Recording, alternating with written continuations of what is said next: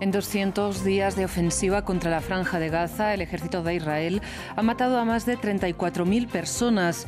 Esta semana, 310 cadáveres fueron hallados en fosas comunes en el sur del enclave palestino, mientras Israel volvió a ordenar la evacuación del norte. Y el Senado de Estados Unidos aprobó 26.000 millones de dólares más de asistencia militar para Israel en el mismo paquete en que se destinan 61.000 millones para Ucrania y 8.000 para Taiwán. Tras meses de bloqueo republicano, solo falta la firma de Biden. En Venezuela, el candidato de la oposición, Edmundo González Urrutia, suma los respaldos de Un Nuevo Tiempo y de Movimiento por Venezuela para disputar la presidencia a Nicolás Maduro en las elecciones del 28 de julio. Bienvenidos a esta edición informativa de France 24. Soy Rosa Pérez Masdeu y es para mí un gusto acompañarlos. Iniciamos estas noticias en la Franja de Gaza, donde equipos de la Defensa Civil Palestina han desenterrado al menos 310 cadáveres de fosas comunes tras la retirada de las tropas israelíes de la zona.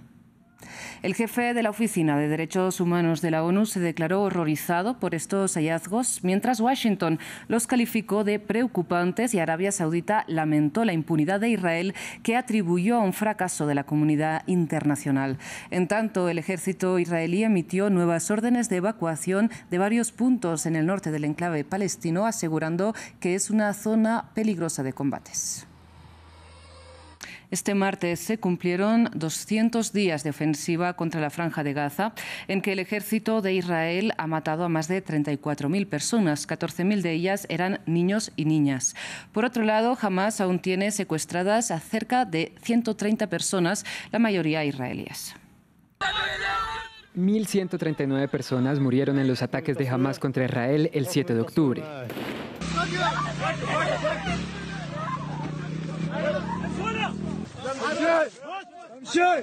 Y 250 fueron tomadas como rehenes. Hombres, mujeres, adultos mayores, niños y bebés. Una moneda de cambio para Hamás y un escudo humano contra Israel. Después de 14 días, se realizaron las primeras liberaciones. Judith Tai Ra'anan, de 59 años, y su hija Natalie Shoshana, de 19 años, fueron liberadas por Hamás por motivos humanitarios. 4 días después, y por el mismo motivo, 2 mujeres de 79 y 85 años fueron liberadas. Hamás parecía estar listo. Debió haber estado preparándose durante mucho tiempo. El 27 de octubre marcó el inicio de la ofensiva terrestre de Israel en Gaza. 2 días después, el ejército israelí llevó a cabo su primera liberación de rehenes con la soldado Ori Megidish, de 19 años. A mediados de noviembre comenzaron las manifestaciones en Israel para exigir el regreso de los rehenes. Mientras tanto, se encontraron los cadáveres de Judith Weiss, de 65 años, una empleada de una guardería, y de Noa Marciano, una soldado de 19 años. Y a finales de mes, los manifestantes marcharon desde Jaffa hasta Jerusalén para pedir acciones del gobierno israelí. 7 miembros de mi familia están en Gaza. Debemos traerlos de vuelta a toda costa. El 19 de noviembre, el ejército israelí publicó imágenes que, según ellos, demostraban que los rehenes habían pasado por el hospital de Al-Shifa de Gaza, lo que supuestamente justificaría su incursión. A finales de noviembre de 2023, una tregua de una semana permitió la liberación de 105 rehenes, una treintena de menores de edad y 50 mujeres, entre ellos la franco-israelí Mia Shem.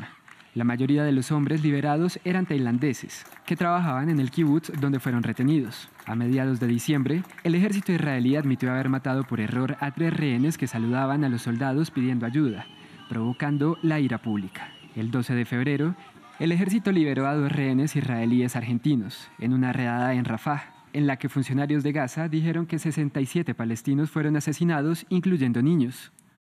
Los supervivientes han revelado detalles sobre las condiciones de detención de los rehenes, incluida la falta de alimentos y bienes de primera necesidad, así como palizas en su contra. La ONU afirmó haber recibido información convincente sobre la violencia sexual cometida contra rehenes en Gaza. Hasta la fecha, según los medios israelíes, 133 rehenes siguen retenidos en Gaza. Al menos 30 de ellos han sido reportados como muertos. Y precisamente Estados Unidos va a mandar más armas a Israel. En el marco del paquete de asistencia exterior que este martes aprobó el Senado estadounidense. El plan incluye los 61.000 millones de dólares para Ucrania que motivaron durante meses el bloqueo de los republicanos a la medida.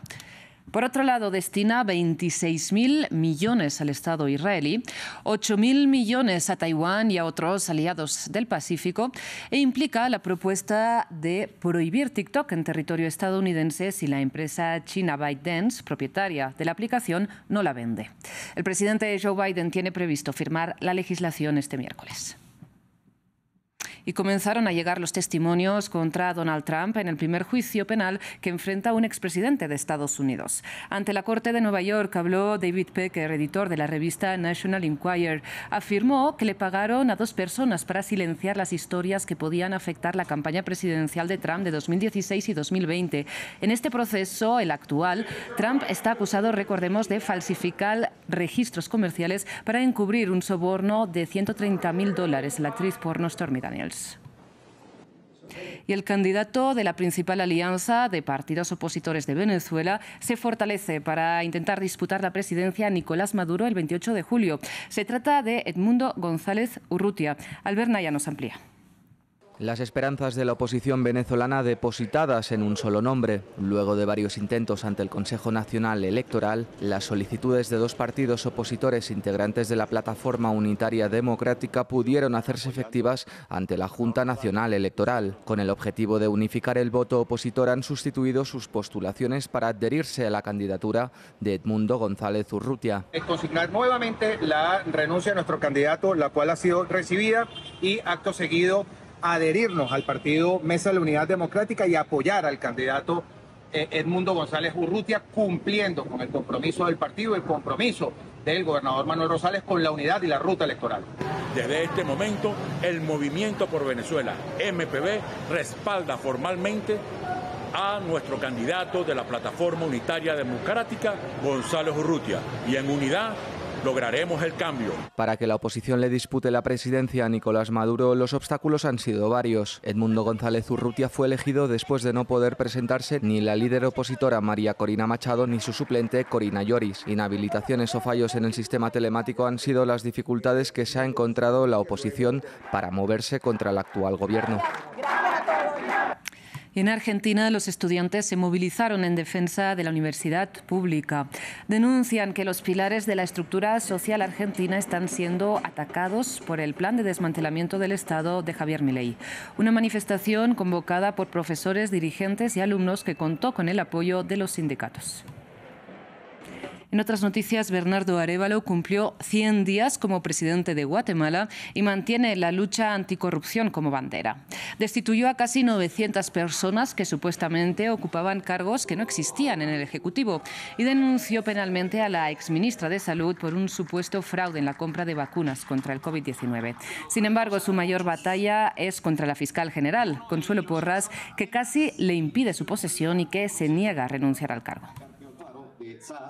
En México, las principales candidatas a la presidencia, hablamos de Claudia Sheinbaum y de Xóchitl Gálvez, se visten con ropas de pueblos indígenas en sus actos de campaña. Un tema que ha abierto el debate sobre el verdadero objetivo detrás del uso de esta ropa. ¿Celebración o explotación? ¿Qué papel juegan las prendas autóctonas en las elecciones de México? Tanto la candidata del oficialismo como la de la oposición han hecho notorio en sus campañas el uso de textiles y atuendos de origen indígena, generando preguntas sobre el verdadero motivo de enfatizar en ellas. Para mí el huipil representa la identidad de las mujeres mexicanas. Tengo una colección de huipiles maravillosa de muchos lugares del país. En el 2020, según el Instituto Nacional de Estadística y Geografía de México, más de 23,2 millones de personas se autodescribieron como indígenas, representando al 19,4% de la población. Un porcentaje importante que podría decidir el rumbo de la elección, por lo que la candidata Claudia Sheinbaum no se ha quedado atrás. Estamos aquí en Chilpancingo, vinimos a visitar un lugar en donde se hacen estos maravillosos textiles de aquí de Guerrero. Sin embargo, el recibimiento al uso de los textiles tradicionales por parte de las candidatas ha sido polémico. Gálvez, que es de origen indígena, ha sido fuertemente criticada debido al cuestionamiento de la validez de su identidad, siendo acusada de haber construido una fachada autóctona con el objetivo de conseguir votos. Hay que ver que no caigan en el sentido de portarlo solo como un disfraz o como una forma de llamar la atención. Con el 2 de junio en la mira, la carrera hacia la presidencia de México es cada vez más reñida, por lo que los candidatos son objetivo de un escrutinio mucho más meticuloso. Gracias por su atención. Hasta aquí las noticias.